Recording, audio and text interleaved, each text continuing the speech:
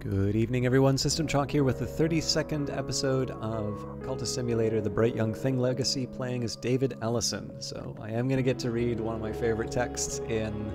I always say this, by the way, like I've got a ton of favorite texts in Cultist Simulator, but they're all so good. But yeah, I do get to read a nice little winter text. We are finishing off our journey to Karashim now. I wouldn't expect any new texts. I believe there are some texts that are available in the draw, but I don't rely on them. Excuse me. Apparently I'm boring myself right at the start, and we still have a half hour to go. And I would like to get some more prisoners for the spider door, but we do also have a few other things to take care of, namely protecting ourselves from a season of despair by promoting a disciple using a lantern. So, those indignities perpetrated by the deceitful fraternity of oblivions. It is not clear whether CROD, who is identified only by his initials, was in fact an initiate of the Obliviate Order of Immortal Adepts. He wrote in the 16th century, after the order, if he is to be believed, had passed the height of its power. 58. That they did claim inheritance from the traditions of the House of Leith, but that they have disregarded both its most sacred and most beautiful ceremonies where they are not found convenient. 59.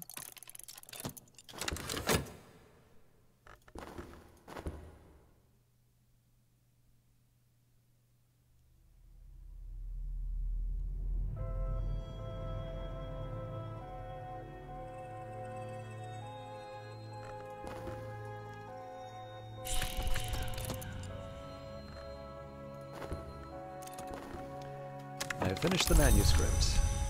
So we can turn that in with Madame Bichet right away, I think. He navigates, now you are the map. He illuminates, you were the darkness. He is not compassionate, you will not show compassion. Our compass is knowledge, and our course is glory. A sturdy disciple, loyalty, and muscles. Alright, so I have a few options available. Turn in with Madame Bichet, try to bring in another body for the spider door, or... what? Well, let's turn in with Madame Bichet, just because that'll get the cooldown running. Work-wise, we want to clear the staleness. You never know, this might be a living. And let's bring the vitality in. Mood piece, this should have an impact. Again, dangerous because it's a season of visions, but I do want to... like, I do want to clear the staleness, because that's what's going to stop me from making money. Now, I might, under normal circumstances, wait for Poppy and Dr. Redeem just so I can see what my commissions are, but I don't see that much value in waiting. It's probably going to take us a while to finish the commissions anyway. So here we're going to get Saliva to bring someone in, ideally to use them for the spider's door, but I think I'm going to want to keep two prisoners. One in case I have a season of ambitions, and then the other if for spider doors.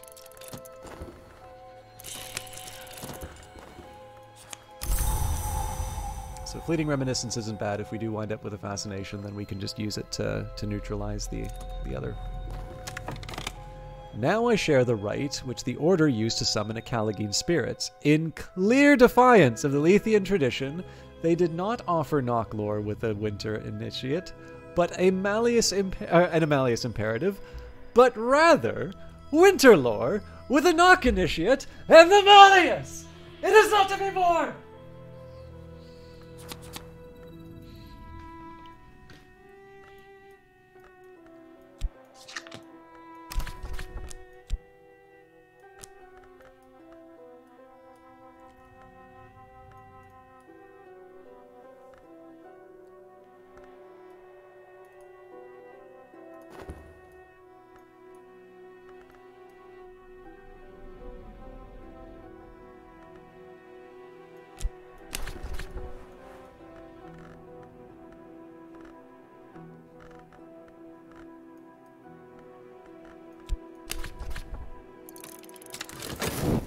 There are lessons the anatomist, the dancer, and the shaman all learn.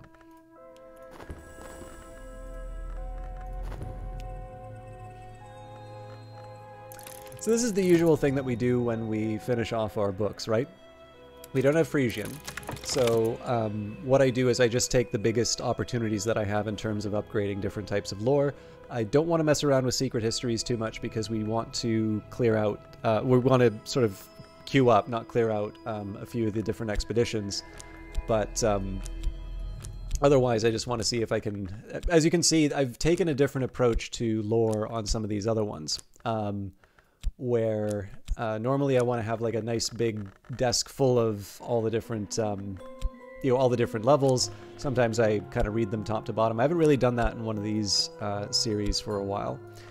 But here, this is a little bit more about making progress, kind of pushing forward and trying to get the highest levels as soon as I can.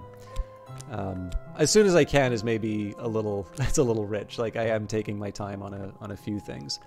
But as a whole, the effort has been not so much to collect history, so much as just kind of, if I have an opportunity to push them up and I don't have a faster way of getting a higher level lore, you know, do the study, try and use the study verb in more productive ways. All right, the last room. On the topmost floor is an altar to the sun divided, which could be one of... Sorry, let's just move back there. Nothing remains to bar our way. Search the cellar first, then the upper rooms. We don't want to be trapped. On the topmost floor is an altar to the sun divided, which could be one of many hours. Sweep the items there displayed into a carpet bag, and let's make haste to the back streets. So Gildersleeves we should be able to turn into money if we need. Martensite paste, the sacred chrism of the sword, also an attractive silver green. So that's a pigment. We'll be able to do another. By the way, we haven't been doing the. We've got 4 paintings that we can do now, and I probably should get on that.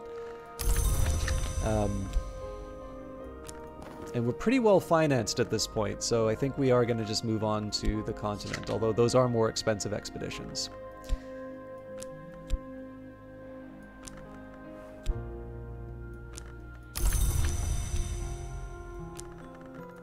The Vanderschaft Collection, a cramped little museum in a provincial town, long closed to the public since an outbreak of peculiar rapture in the room where they keep the pressed flowers. Only the very curious would ever pay attention to the place, and its close-watched storeroom of ill-omened treasures.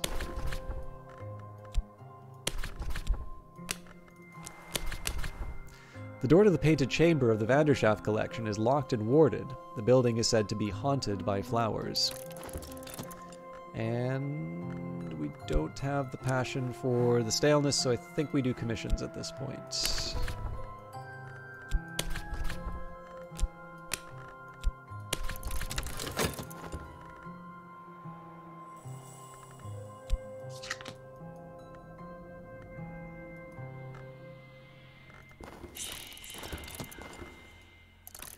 Okay. Yay, curses. We don't need more money though, which is nice.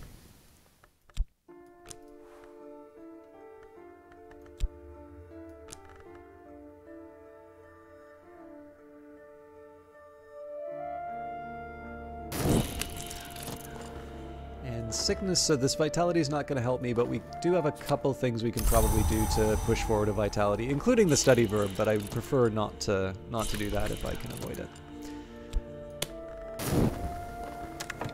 A minion is returned, attended by a prisoner rendered docile with delight.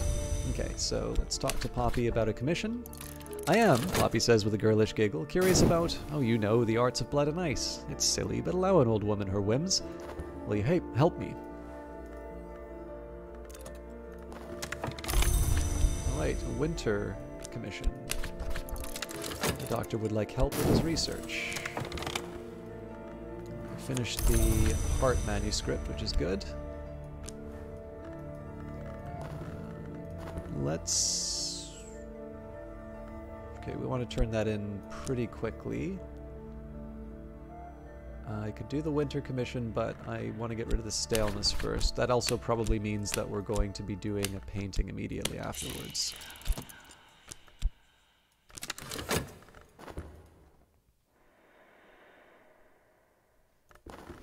Could use inspiration though. I wasn't planning on doing this, but we will do an esoteric art.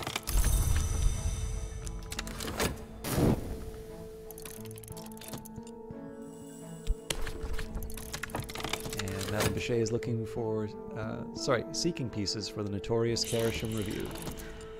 Alright, no money for the paints because we're trying to get rid of staleness.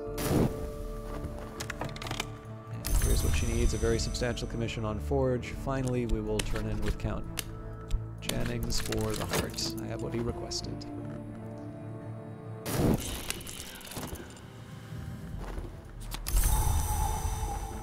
Okay, free turn coming up. I have received the currency of the secret world, and my patron has let tantalizing information slip. So, pretty good spot. Right now we're in a pretty good spot. What I'm going to do is I'm going to grab a second body for the spider door, and then we will... again, I still want to try and work out what I'm going to do about my affliction. If I can avoid spending money, so much the better. But... abduction is kind of helpful for covering the rent every once in a while. A sufficiently persuasive disciple can probably lure a susceptible companion to us. Not what I wanted.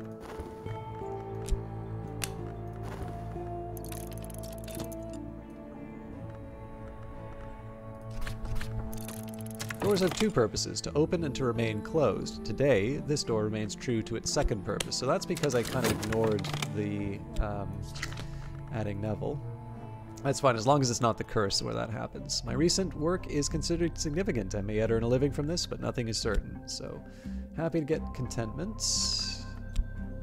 Glimmering, looks like we didn't get any money, though.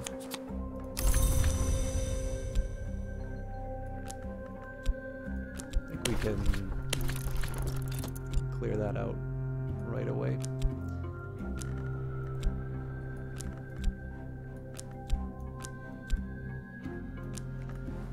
Okay, did we get rid of the staleness? No. So, that means more commissions. So I'm going to do the Lantern Commission first, and that's just because Iron Spintra are going to be the thing that I want to liquidate first if I need it.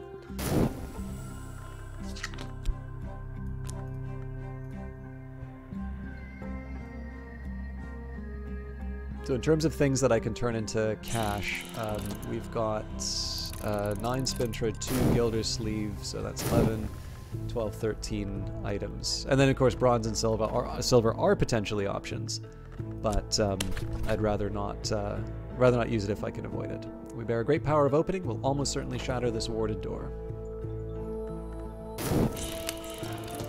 The illness has damaged my health. I will need to rest before I'm fully recovered. Cure your affliction with funds or vitality. So we may also need vitality for the study that we were doing. Okay, so this is why we're waiting for a replacement prisoner.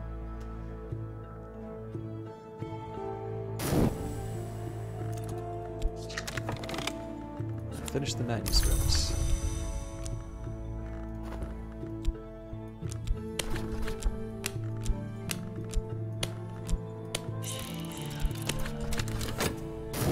Those who know will understand, as will the Suppression Bureau. Now again, I can spend the money for the paint right now, or the affliction right now, but I don't see an advantage in doing so.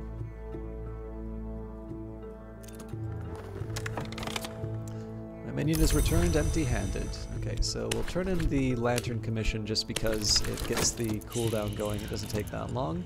I am, however, going to send Saliba straight back out. The Lore Unceasing and the Lore Increasing.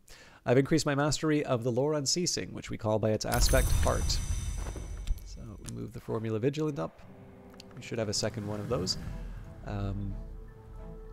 Now, question is, what do I take care of next? So the Operation of the Declining Sun, I would need Dread or Silent Intensity, neither of which I have currently. Erudition's not a problem, and in fact I'll get some more after the prisoner meets their fate.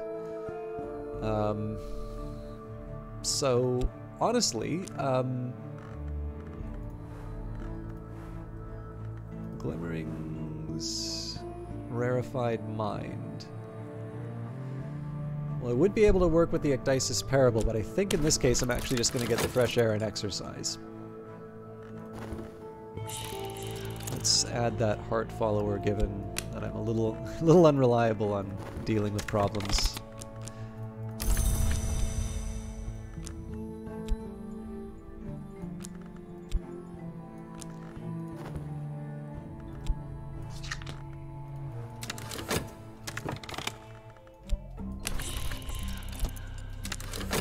on.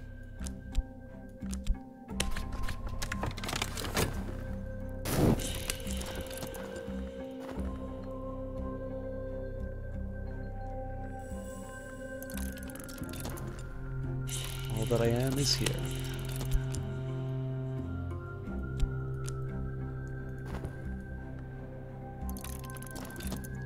This is something special. It may provoke a reaction. So, decent return as well.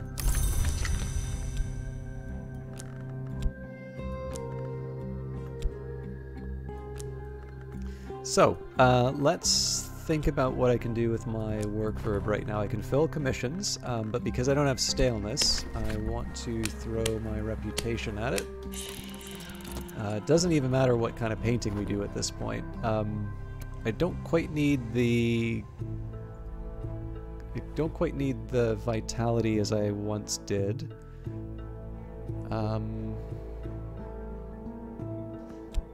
Let's do a Grail painting.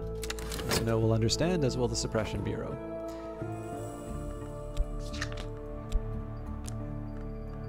That's just so I have the... hang on. I'll actually do a painting of Cat Caro again.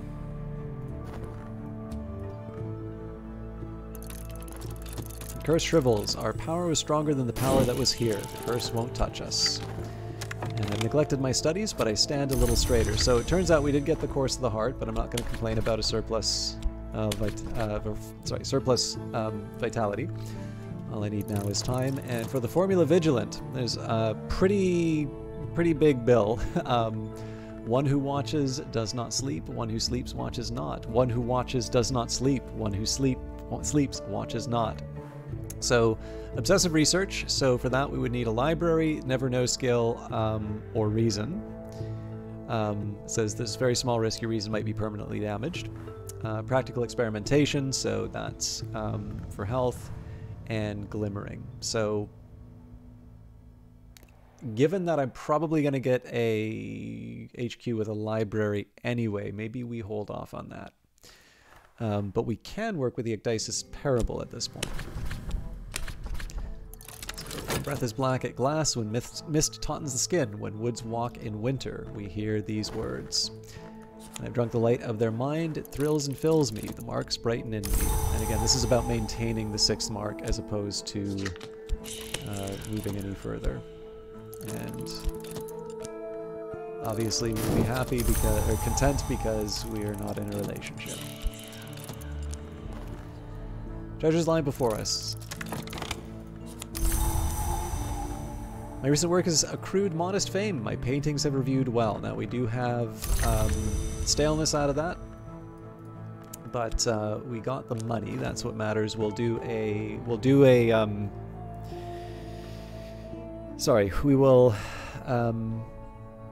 remove the staleness when we can, but right now I've got commissions to work on. So let's do the very substantial Forge commission. We're feeling all right as far as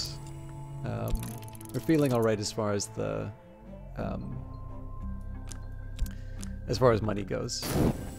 So don't need to worry so much about the Iron Spintra. My minion is returned, half-conscious, bleeding badly. It seems a rival suitor took exception to their efforts.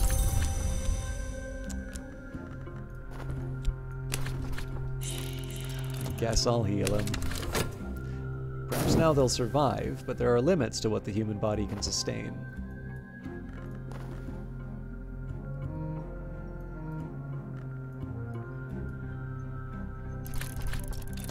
The walls of the Painted Chamber carry scenes of war from all the major histories. Vienna falling to the worms, the sovereigns of the Leashed Flame burning the martyr soldiers of the Knot Sisterhood, the meeting of Alexander and the Shadowless King. Along one wall, a shelf is stuffed with junk and curiosities. The sick room grows close and stale. Time to get up. So again, I would prefer to be going to the spider's door at this point, but I gotta work with what I've been given.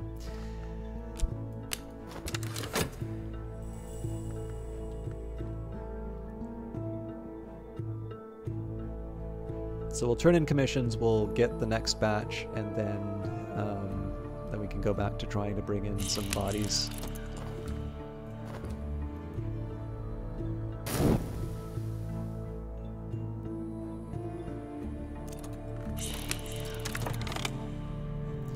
A book of pressed flowers emanating a peculiar scent, 3 elderly Baedekers, a collection of butterflies painted black and white, and the real treasures, an oddity in a glass case, and a cloisoned coffer of rare books. Alright, paradoxical curio, secret histories item. Sometimes it is hard to be sure if an arrow slew the Empress Herodias or the Empress Eudokia. Sometimes it is possible that an Ormlu clock was stolen in the sack of Vienna, even as it rested safe in the vaults of Rome. So Jumble's another item we can try and sell at Oriflamme's. We've got a rattling in the soul, so that will eventually turn into a restlessness, unless I want to try and use the moth in some kind of a ritual.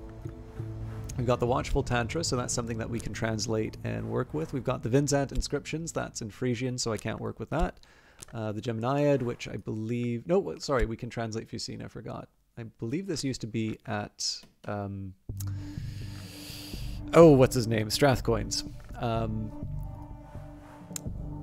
Another title I like. The Magus von Brandt's authentic and unique account of the true tongue of the true holy land of the Highmost, written excitably in some haste by a gentleman in the grip of a transcendentalist enthusiasm, but nevertheless a useful guide to Aramaic.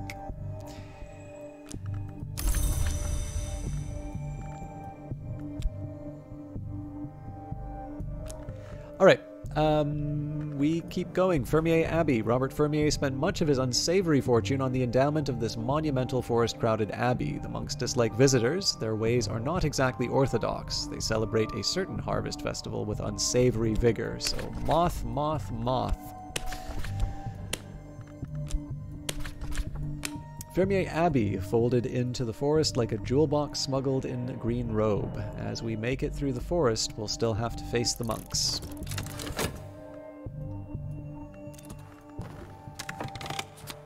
Finish the manuscript. Let's clear out that staleness. And for inspiration, let's try the vitality. This should have an impact. I'm not exactly looking to build replacement notoriety. We've already got 5 on the table, and one of them was already picked up. Okay, the expedition continues. Again, should be moth and moth. So I'm just going to leave that be. The wound is healed as much as it ever will be. A gate of pain and possibility remains. So first off, we turn in with Madame Bichet so we can get that cooldown running. We'll talk to Adim and Jannings about new commissions, and then we will try to get another prisoner. We're not spending on the paints because of the staleness.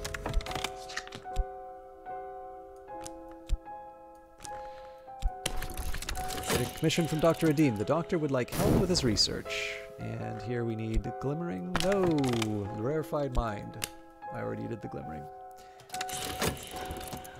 Call upon the moth who is dappled. Shadows dapple the path. Perhaps the path is one the moth has given us. Probably it is. Probably we'll make it through. At Elizabeth. The wood beneath the mantis is darker even than this place. The moth will guide our footfalls. Success is very likely. Alright. The board's a complete mess now. Alright, so Dr. D would like a very substantial lantern commission. Count Jannings will tell us what he wants shortly. My recent work has gone unnoticed. Nothing is sold. Perhaps the work is its own reward. I hope so.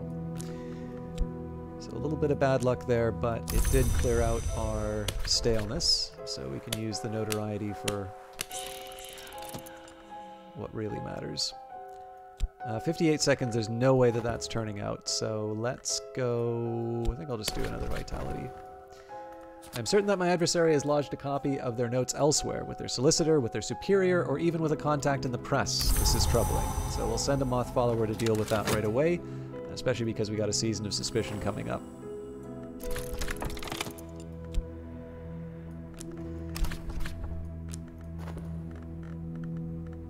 Sylvia, if you please. My scheme will most likely succeed. There's always a chance that something will go awry. And of course it will generate a notoriety if it does.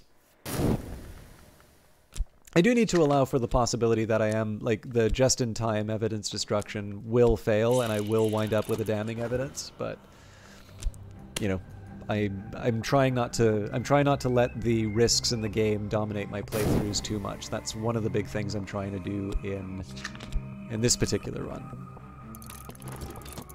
Blinking in the light, now I understand.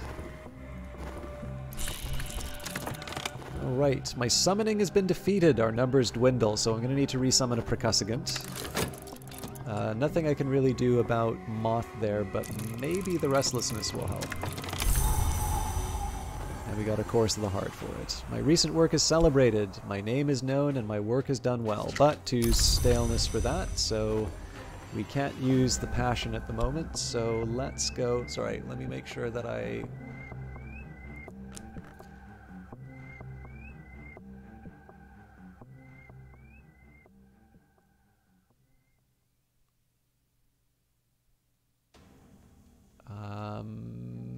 I don't think the Trembling Airs will be sufficient. I would need a little bit of edge instead. Yeah. It does give me an argument for going back through the stag door, I suppose. Okay.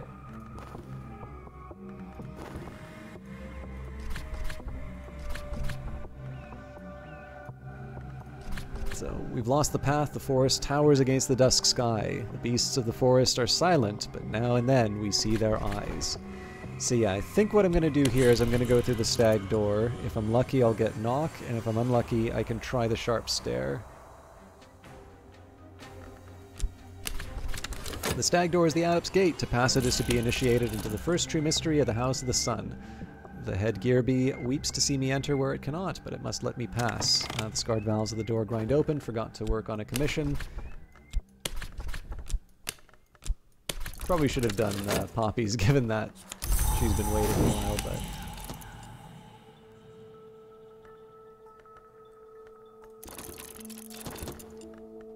I've increased my mastery of the lore of the wood, which we call by its aspect Moth.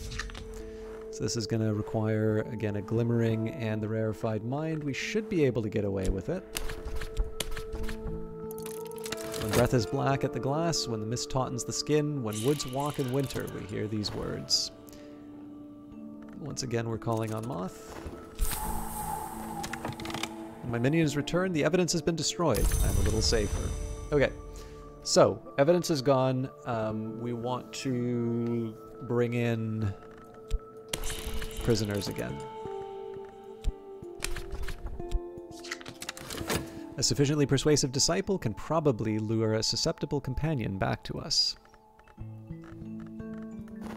So as you can see, like, because I've been pushing a little bit more towards this idea of sort of forward progress, I'm ignoring, like, I'm kind of ignoring the consequences of notoriety and just relying on followers, you getting stuff done. You'll also notice I've been relying a little bit more on the fact that a follower getting wounded is not the end of the world. That's so good. So one kind of emergent detail about David Ellison is that he really seems to get lucky. Like, again, my kind of read on this is that, you know, there are some people who just seem to get all the breaks and some people who don't. And, like, I'm sure in the world, you know, with just the number of possibilities, there are going to be some people who just, for whatever reason, seem to just have everything kind of go their way. And, like, legitimately, if you were to quantify everyone's lives, it would be, yep, there's a number of contingent events, and it just seems that this person got, you know, even for the really rare events, they always seem to get the one that turned out to be favorable for them. In general, I think when we run into that, it's just that we are seeing things that perhaps maybe we don't quite understand what's working. Maybe, you know, either they have an insight that we don't. There may be other circumstances that lead to that. Like, I don't really believe that there are necessarily lucky people, so much as there are other factors that maybe just haven't been really accounted for that that come into it. I say this partly because there was an article, or not an article, but kind of a thread of somebody kind of talking about how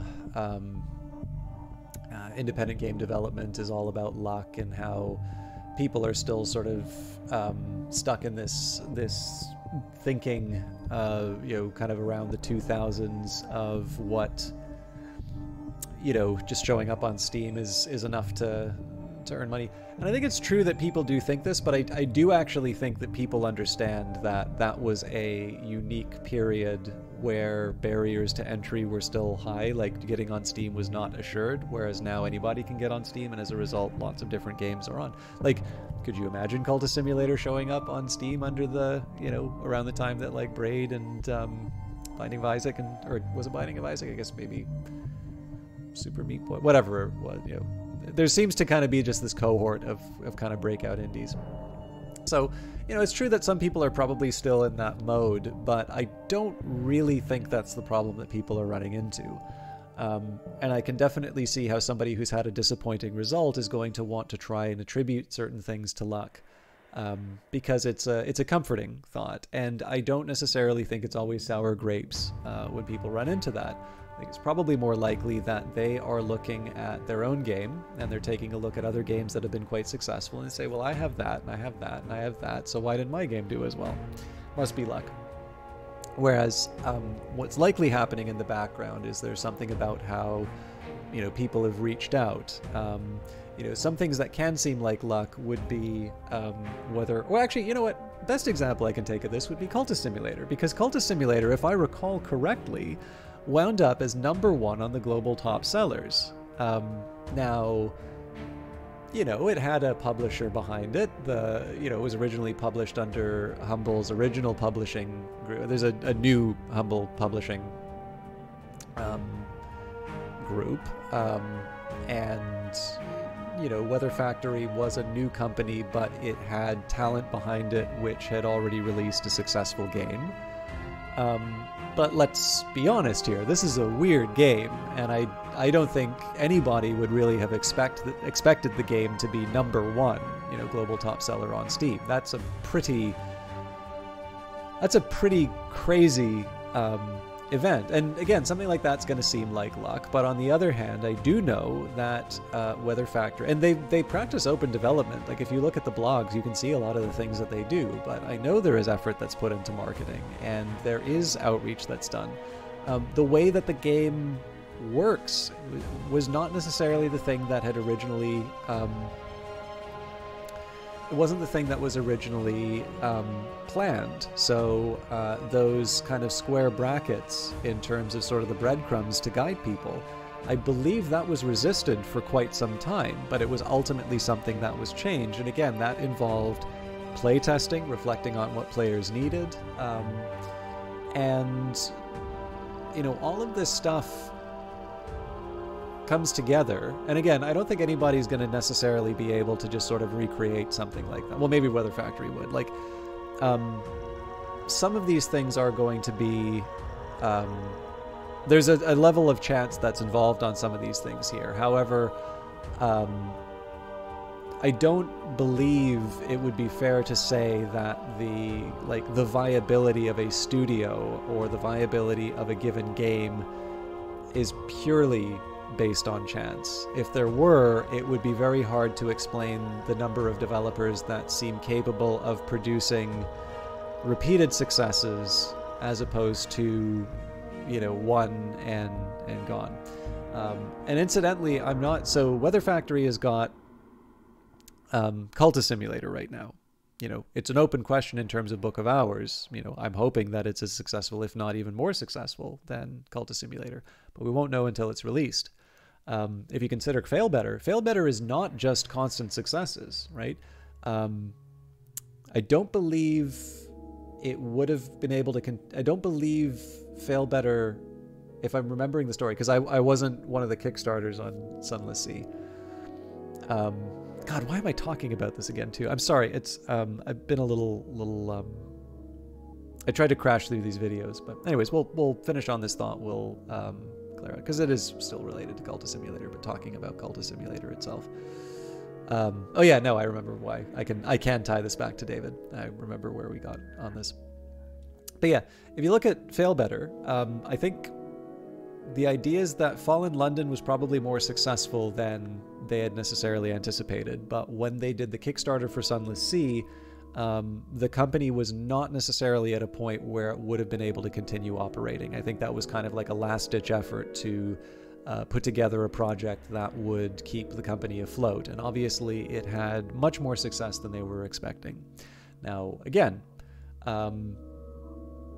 larger success than suspecting, you can definitely say that that is probably the element of chance, or something that's correctly attributable to chance.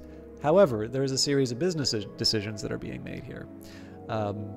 We need to do something to bring money in. Kickstarter seeming like an option. How can we take something that we know people are interested in and turn that into a project that people might be willing to finance, so on and so forth. And that, those are things that I think are important, because not everybody goes to Kickstarter and has success. Even in that time, not everybody goes to Kickstarter and has those kinds of successes. It's also important to remember that not everything that Fail Better did was successful. The thing is just that the ones that weren't successful, we tend not to remember as much. We tend to remember all of the Fallen London and associated products. In fact, if I recall correctly, Sunless Skies had a very difficult sort of launch, and this is the reason why a bunch of people were fired, let go, made redundant, whatever the proper terminology is. I think to the justified annoyance of some people, because there had been some money that was sort of left there to preserve the kind of the integrity of the studio and not have things like that happen. But again, I'm not kind of privy to the specific discussions and what was done. So, it's easy to kind of assign the good guys and the bad guys on things, but it's important. I think particularly for me, my job should probably not be to just push hearsay around the table, right? There's a lot of people with a lot of strong opinions on these things. The participants are probably the ones who should speak for themselves, as opposed to people, pushing forward on a single thing. But what is true, I remember playing Sunless Skies when it first came out, and I know the reaction to Sunless Skies when it first came out, and I remember the kind of the announcement of the big shakeup that was happening at Fail Better as a result of that. So even when it comes to the successful products, there were it's one of these things where people would sort of say, oh yeah, if you're big, you're always going to win. The answer is definitely not true. That's definitely not true. You only need to look at the record of even places that probably make games that you're most interested in. But whether there are actually people who are just genuinely lucky, or whether it's just our perceptions, either based on our own frustrations, or perhaps we're one of these people who can't really explain why we keep doing things so well. But I say we. I definitely am not one of those people. But if you just happen to be somewhere where everything seems to turn out, and you can't quite explain why, you're probably going to think of yourself as a particularly lucky person. But however you want to map that, I am definitely getting the image that David Ellison is a very lucky person, because there's a lot of times that we've wanted to go to the Mansis and we get exactly what we want out of it. In sleep, I ran my fingers along the ridged edges of the stag door's scars. Our company it was that shattered it, Gearby says suddenly. Before the gods who were flesh, the Mansis was forbidden to mortals. We were the first no. He begins again to weep his molten tears. I wish that we had not. I wish that I had died in the world. I've forgotten what else he said, but I remember the shape of the fissures in the stag door, and for all of today, doors will fear my touch. So, we will resummon a percussivant with that. Hopefully I can remember in the time that it takes me to have my break and so on. But I am going to leave you all in peace tonight. This is 10 minutes over, which I know some of you like. I need to get... So one of the things I should be doing a little bit better is figuring out the ideal time for different Cultist Simulator episodes, because I do tend to like to chat a bit, which is not the worst thing in the world, but it does sometimes mean that people aren't able to... it does mean that some people aren't necessarily able to... how do I put it? Like the length kind of becomes off-putting. So anyways, I'll figure it all out. But thank you very much for watching. I hope you enjoyed them, and take care. I will see you after the weekend for another episode on Monday.